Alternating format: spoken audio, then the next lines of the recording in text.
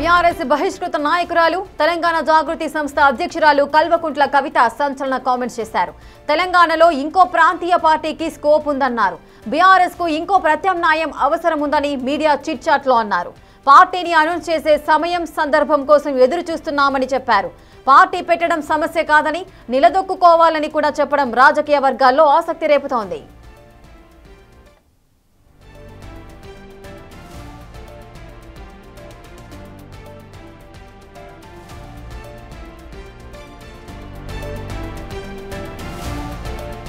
నిజంగా పూర్తి డీటెయిల్స్ మా ప్రతినిధి విజయ్ లైవ్ లో అందిస్తారు. విజయ్, తెలంగాణ జాగృతి సంస్థ అధ్యక్షురాలు కల్వకుంట్ల కవిత సంచలన కామెంట్స్ చేస్తున్నారు. సో తన చిట్ చాట్ లో కొన్ని కీలకమైన వ్యాఖ్యలు చేశారు. కొత్త పార్టీ, ఒక స్థానిక పార్టీ ఉండాలి, దానికి సమయం సందర్భం రావాలి, అప్పుడే అనౌన్స్ చేయాలి, నిలదొక్కుకోవాలి అంటూ కూడా కీలకమైన వ్యాఖ్యలు చేశారు.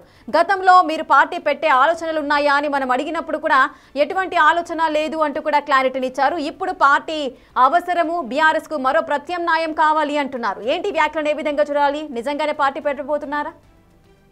ఖచ్చితంగా అనుకోవచ్చు. ఎందుకంటే జనం బాట, జాగృతి జనం బాట అనేటువంటి కార్యక్రమం ద్వారా కల్వకుంట్ల కవిత ప్రజల్లోకి మరింత లోతుగా వెళ్లేందుకైతే ఈ కార్యక్రమాన్ని కూడా చేస్తున్నారని చెప్పాలి. అయితే ఇప్పటి వరకు 11 జిల్లాలను చుట్టేసినటువంటి కల్వకుంట్ల కవిత 12 సమస్యలపైన కూడా అధికారులకు నివేదికలు సమర్పించినట్టుగా ఆయా జిల్లాలకు సంబంధించినటువంటి కలెక్టర్లకు కూడా ఉత్తరాలు రాసి ఆ లేఖల ద్వారా ఆ సమస్యలను కూడా పేర్కొన్నారు.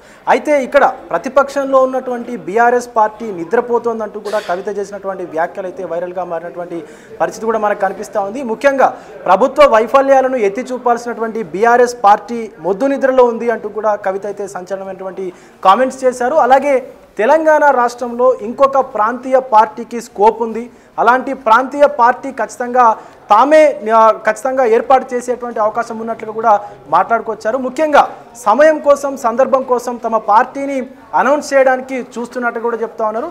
అయితే పార్టీని ఎవరైనా అనౌన్స్ చేస్తారు, పార్టీని ఎవరైనా పెడతారు, కానీ నిలదొక్కుకొని ఇప్పుడున్నటువంటి ఈ రాజకీయ పరిస్థితుల్లో నిలదొక్కుకోవాలంటే ఖచ్చితంగా పెద్ద ధైర్యమైనటువంటి సాహసమే చేయాలని చెప్పాలి. దానికి సంబంధించి ఇటు తెలంగాణలో ఈ స్కోప్ ఏదైతే ప్రాంతీయ పార్టీ గురించి చర్చ వచ్చిందో ఆ ప్రాంతీయ పార్టీ ఖచ్చితంగా ఇంకొక పార్టీ అవసరం, బీఆర్ఎస్కు ఆల్టర్నేట్గా మరొక పార్టీ అవసరం అంటూ కూడా కవిత చిట్చాట్లో అయితే పేర్కొన్నారు.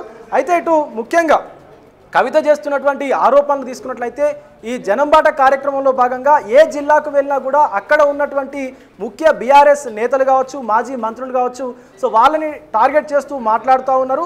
ముఖ్యంగా వాళ్ళపైన విమర్శలు కూడా గుప్పిస్తూ ఉన్నారు. సో గతంలో వరంగల్లో తీసుకున్నట్లయితే హరీష్ రావు, అలాగే నిజామాబాద్లో తీసుకున్నట్లయితే జీవన్ రెడ్డి, అలాగే ఇటు మహబూబ్ నగర్లో తీసుకున్నట్లయితే నిన్న మనం చూసినటువంటి మాజీ మంత్రి నిరంజన్ రెడ్డి పైన కామెంట్స్ కావచ్చు.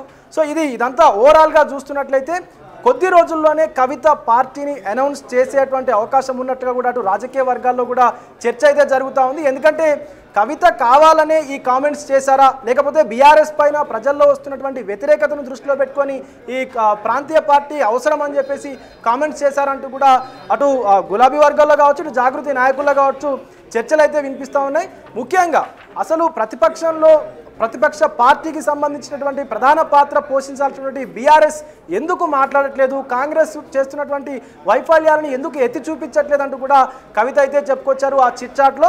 అయితే ఇటు ప్రాంతీయ పార్టీలను ఈ రెండు జాతీయ పార్టీలు కాంగ్రెస్ అలాగే బీజేపీ రెండు కలిసి కూడా బ్రతకనివ్వడం లేదు, తెలంగాణలో ప్రాంతీయ పార్టీలకు స్కోప్ లేదంటూ కూడా గతంలో మాట్లాడుకొచ్చారు. సో మనం బీఆర్ఎస్కు సంబంధించి అలాగే జాగృతికి సంబంధించి నాయకులతో మాట్లాడినప్పుడు, ముఖ్యంగా కవితను అడిగినప్పుడు కూడా కొత్త పార్టీ పైన ఎలాంటి నిర్ణయం తీసుకోనున్నారు అన్నప్పుడు సో మేము ప్రత్యక్ష రాజకీయాలకు దూరంగా ఉన్నాము, అలాగే ప్రజల సమస్యలపైనే పోరాడుతూ ఉన్నాము.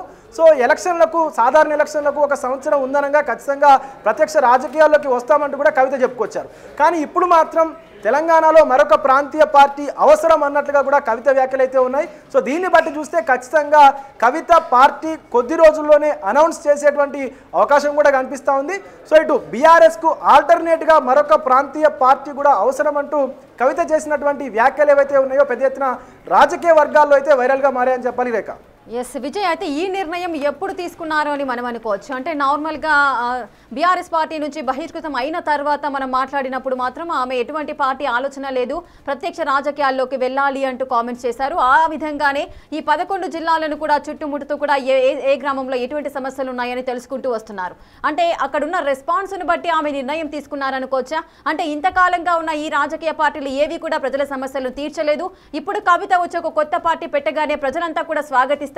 అప్పుడు వారి గ్రామాల లేదా వాళ్ళ సిటీస్ లో ఉన్న ప్రాబ్లమ్స్ అన్ని సాల్వ్ అవుతాయని ఏ విధంగా నమ్ముతున్నారు?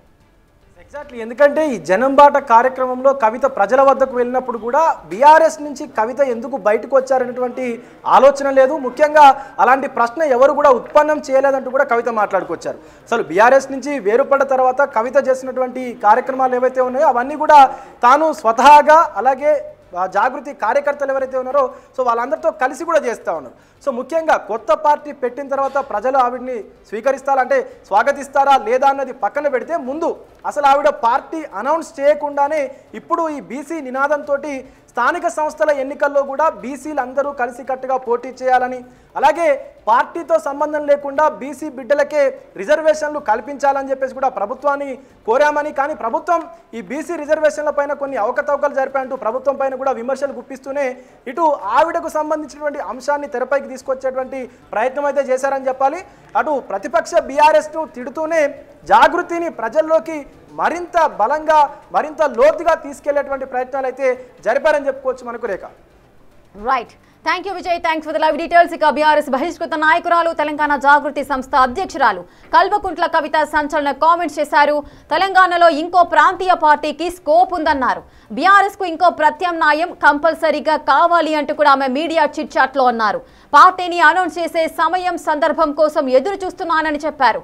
పార్టీ పెట్టడం సమస్య కాదని, ఎలా నిలదొక్కుకోవాలి కంపల్సరీ అంటూ కూడా చెప్పడం రాజకీయ వర్గాల్లో ఆసక్తి రేపుతోంది.